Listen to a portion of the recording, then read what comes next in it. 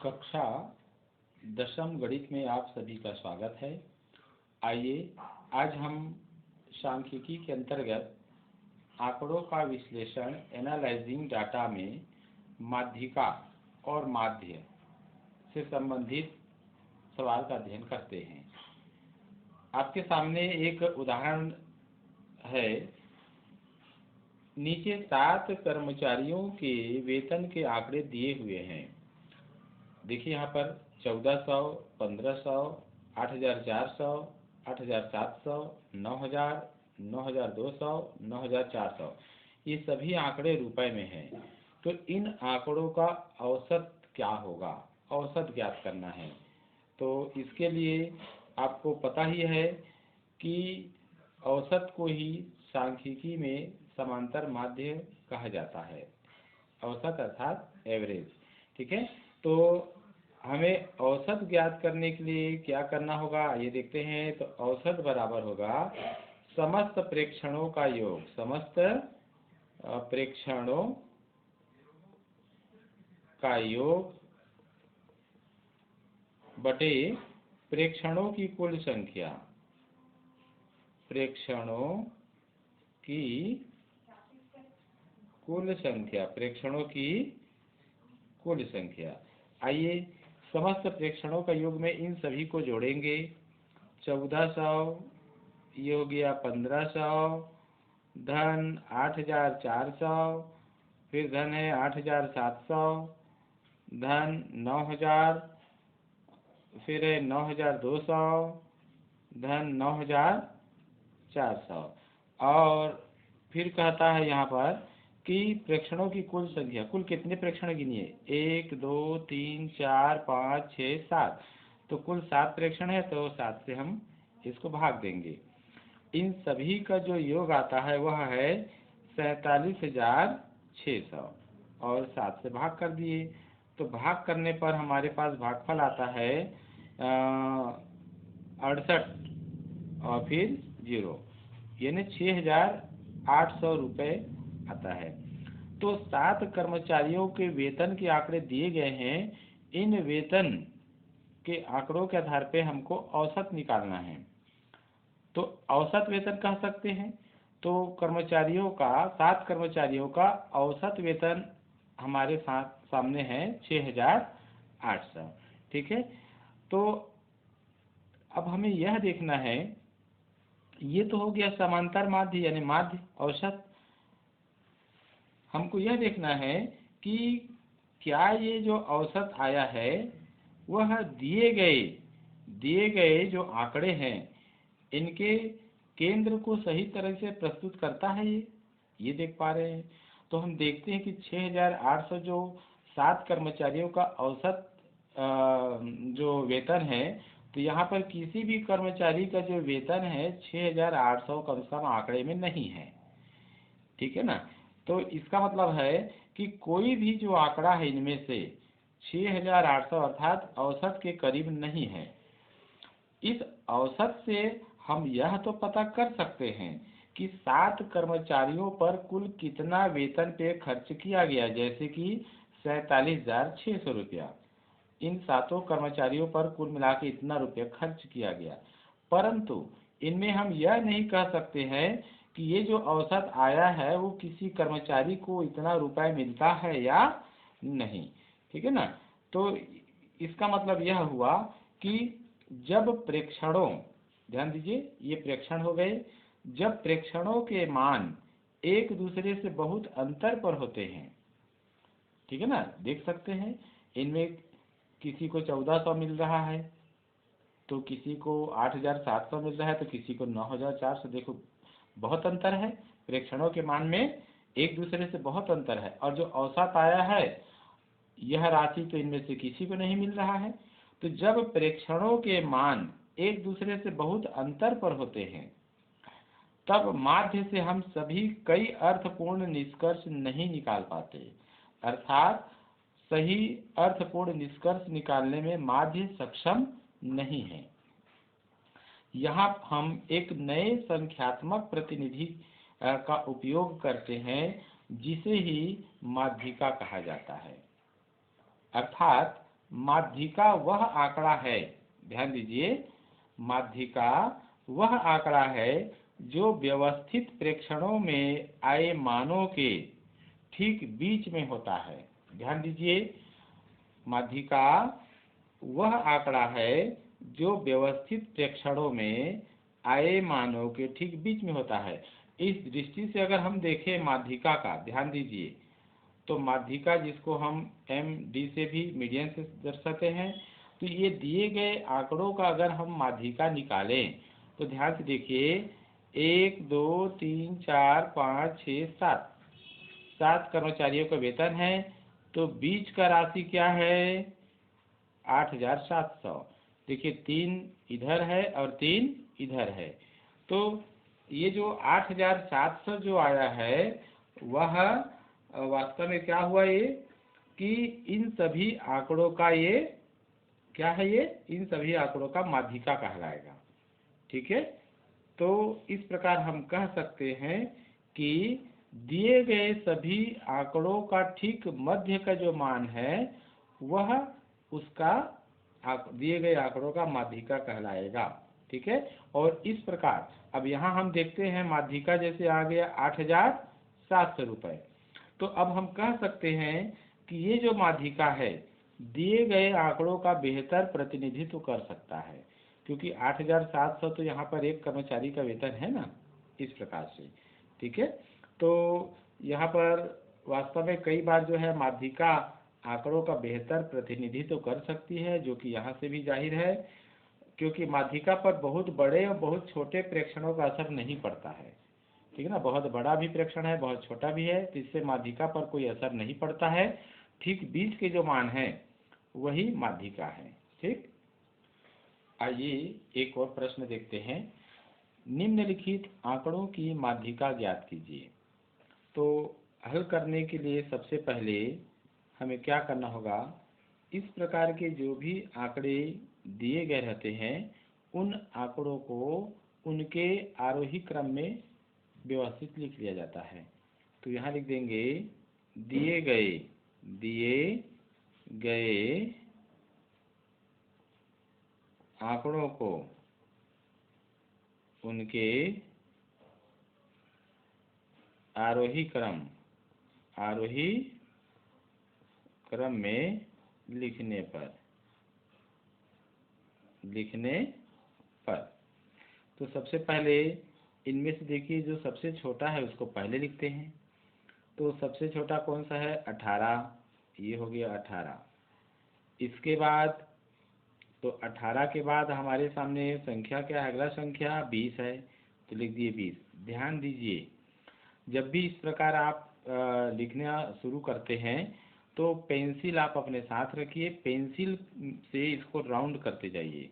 जिन संख्याओं को यहाँ आप लिख चुके हैं उसको राउंड कर दीजिए या कोई चिन्ह बना लीजिए। मान लीजिए हम चिन्ह बना ले रहे हैं, जैसे ये 18 हमने ले लिया, ये हो गया, 20 हमने ले लिया, ये हो गया। 20 के बाद अगला छोटा संख्या क्या है, 21 को ले लिया हमने। 21 के बाद क्या है, 23 है, 23 को लिखा ये। फिर देखिए एक और 23 है तो इसको भी लिख लेंगे। फिर है 24 को लिखा, और अंत में क्या आ रहा है, 25। यहाँ ये भी ध्यान देना है, अगर संख्याएं 2 या 2 से अधिक बार भी हो सकती है कोई संख्या, तो उसको भी हम उतनी ही बार लिखेंगे आरोही क्रम की दृष्टि से। ठीक है ना, तो यहाँ पर देखिए अब ये आरोही क्रम में आ गया। यहाँ पर अब हमको यहाँ पर मध्य पद ज्ञात करना है कि मध्य पद में क्या है। तो n बराबर, यानी आंकड़ों का जो कुल आंकड़ों की जो संख्या है या कुल आंकड़े कितने देखते हैं, तो 1 2 3 4 5 6 7, यहाँ पर है 7। आंकड़ों की संख्या क्या हो गया, 7, जो कि विषम है, अर्थात 7 तो विषम संख्या है। तो इसलिए माध्यिका, ध्यान देना है आपको, जब आंकड़े विषम हो तो माध्यिका अर्थात MD निकालने का जो सूत्र है वह है n+1 पूरे 2 और यहाँ तक ना वे पद का मान, ऐसे। अब देखते हैं n का मान कितना है, 7, यहाँ 7 लिखेंगे, धन 1/2 ये वे पद का मान, ऐसे 7 और 1 8, 8/2 यहाँ लिख देंगे वे पद का मान, ऐसे। ठीक, आगे लिखते हैं, ये हो गया 4, भाग कर दिए तो ये चौथा हो गया। तो चौथा पद का मान क्या है, का मान क्या होगा। तो आइए अब प्रश्न में देखते हैं, जो हमने आंकड़ों को आरोही क्रम में लिखा है उसमें देखते हैं चौथा पद क्या है। तो 1 2 3 4, चौथे पद का मान क्या है, 23। क्या है, 23। तो इसलिए हम यहाँ पर चौथा पद का मान में लिख देंगे 23, और दिए गए आंकड़ों की माध्यिका 23 होगी। ये हो गया आंसर। आइए एक और प्रश्न देखते हैं माध्यिका संबंधी। निम्नलिखित आंकड़ों की माध्यिका ज्ञात कीजिए। 113, 102, 95, 85, 110, 109, 106, 110, 115। आइए हल करते हैं। सबसे पहले दिए गए आंकड़ों को हम आरोही क्रम में व्यवस्थित करते हैं, आरोही अर्थात बढ़ते क्रम में। तो यहाँ लिख देंगे दिए गए आंकड़ों को आरोही क्रम में लिखते हैं। आइए सबसे छोटा संख्या कौन सा है। तो देखिए यहाँ पर सबसे छोटा संख्या 85 है, तो 85 को पहले लिखिए। इसके बाद 95 है, आइए 95 लिखते हैं। 95 के बाद है 102, 102 को लिख देते हैं। 102 के बाद आ रहा है संख्या 106, 106 को लिख देंगे। 106 के बाद है 109, ये लीजिए 109 को लिख देते हैं, ऐसे। ठीक है, 109 के बाद आता है 110। देखिए 110 दो बार आया यहाँ भी, तो यहाँ 2 बार लिख देंगे, ऐसे। फिर आता है 113, तो 113 अंत में है 115। आइए एक बार गिन लेते हैं। 1 2 3 4 5 6 7 8 9, यहाँ 9 आंकड़े हैं कि नहीं, देखिए 1 2 3 4 5 6 7 8 9। आपको सावधानी रखना है कोई आंकड़े छूटे ना, या कोई ऐसे आंकड़े जो आप अन्य उसमें और जैसे मान लीजिए 110 2 बार आया है तो आप 2 बार लिखेंगे, हो सकता है आपसे ये छूट जाए, एक ही बार लिखेंगे तो फिर आंकड़े आपके गड़बड़ हो सकते हैं, तो ध्यान रखना है। तो इस प्रकार से आरोही क्रम में हो गया। अब यहाँ पर आंकड़ों की संख्या को गिनिए। तो यहाँ पर आंकड़ों की कुल संख्या n बराबर है 9, जो कि विषम है। ठीक है, तो इसलिए माध्यिका बराबर होता है n-1 पूरे का बटा 2, और यहाँ हो जाएगा वे पद का मान, ऐसे।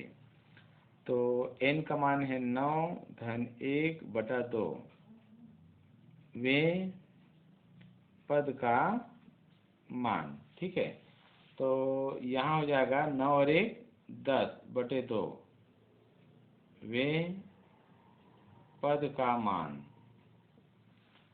तो ये हो जाएगा 5, पांचवें पद का मान। अब देखते हैं जो आरोही क्रम हमने जमाया था, पांचवा पद कौन सा है। तो 1 2 3 4 5, पांचवें पद का मान क्या है, 109। तो ये आ गया 109, और यही माध्यिका है दिए गए प्रश्न का। ठीक है, आइए प्रश्न क्रमांक 4 देखते हैं। 10 विद्यार्थियों की ऊंचाई सेंटीमीटर में मापा गया है, निम्नलिखित है। 117, 106, 123, 110, 125, 112, 115, 102, 100, 115। इन आंकड़ों की माध्यिका ज्ञात कीजिए। तो ध्यान देना है, सबसे पहले दिए गए आंकड़ों को आरोही क्रम में हम लिखते हैं। तो मैं यहाँ पर इस प्रकार लिख रहा हूँ, आरोही क्रम में लिखने पर, ठीक है ना, लिखने पर। आइए लिखते हैं, सबसे छोटा आंकड़ा कौन सा है, ध्यान से देखिए इन सब में। तो सबसे छोटा आंकड़ा है 100, लिख लेते हैं 100। फिर 100 के बाद है अगला जो संख्या है 102, ये 102 हो गया। 102 के बाद है 106 हो गया ये। 106 के बाद अगला आंकड़ा इसमें आता है 110 का, ये हो गया 110। इसके बाद आता है 112, ये लीजिए 112। फिर 112 के बाद अगला जो आंकड़ा है 115 का है, जो 2 बार आया है, ये 115, ये 2 बार आ गया। इसके बाद का आंकड़ा है 117, ये 117 हो गया। आपको सावधानी से देखना है ना इनको। 117 हो गया। फिर 123 बच रहा है, तो ये 123, और अंत में आ रहा है 125। 125, चूँकि यहाँ पर प्रश्न में 10 विद्यार्थी कहा गया है, तो 10 आंकड़े हैं कि नहीं देख लीजिए। 1 2 3 4 5 6 7 8 9 10, यहाँ भी 10 ही होंगे। 1 2 3 4 5 6 7 8 9 10। यहाँ पर अब आंकड़ों की संख्या ज्ञात करेंगे। यहाँ पर आंकड़ों की संख्या n बराबर कितना है, 10 है। 10 आ गया, जो कि सम है, जो कि सम है। तो इसलिए माध्यिका बराबर, ध्यान दीजिए, जब सम है तो माध्यिका का सूत्र क्या होगा, n/2 वे पद का मान धन n/2 धन 1 वे पद का मान, वे पद का मान, ऐसे। और इसको पूरे का बटा 2 करेंगे। ये सूत्र है, इसको आपको याद कर लेना चाहिए। जब आंकड़े सम हो तब ये लगेगा। आइए, n का मान कितना है, 10, तो हमने लिख दिया 10/2। यहाँ लिख देंगे वे पद का मान, प्लस यहाँ भी लिख देंगे 10/2, और प्लस 1 वे पद का मान, वे पद का मान, और पूरे का बटा हो गया 2।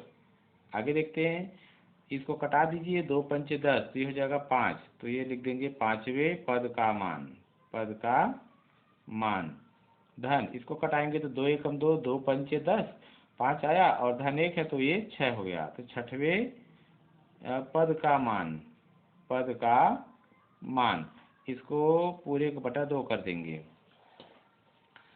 तो 5वें पद का मान, अब देखते हैं जो हमने आरोही क्रम लिखा था, 5वां पद का मान क्या है। 5वां पद कौन सा, देखिए 1 2 3 4 5, तो 5वां नंबर पे है 112, तो 5वें पद का मान लिख देंगे 112, धन 6वें पद का मान, तो 6वां पद में क्या है 115 है, तो यहाँ लिख देंगे 115, और पूरे का बटा 2, ऐसे। ठीक है, 112 115 को जोड़िए तो हो जाएगा 227, और बटा 2, ऐसे।